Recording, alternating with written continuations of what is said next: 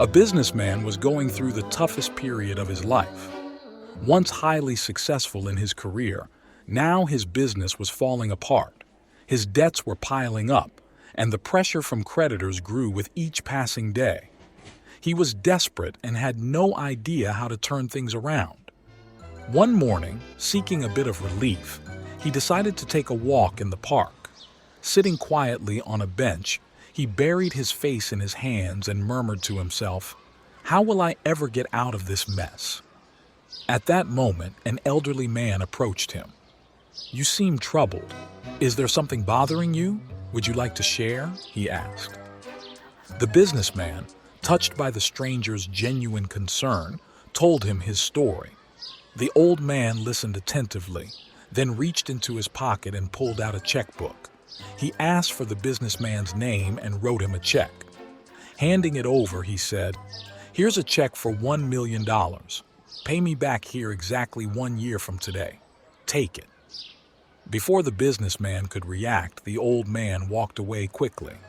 The businessman stared at the check in disbelief. It was made out for $1 million and signed by John Rockefeller, one of the richest men of the time. "I can pay off all my debts," he thought. But instead of cashing the check, he decided to lock it away in his safe. "This check is my safety net. I have nothing to fear anymore," he told himself. With newfound confidence, he threw himself into his work.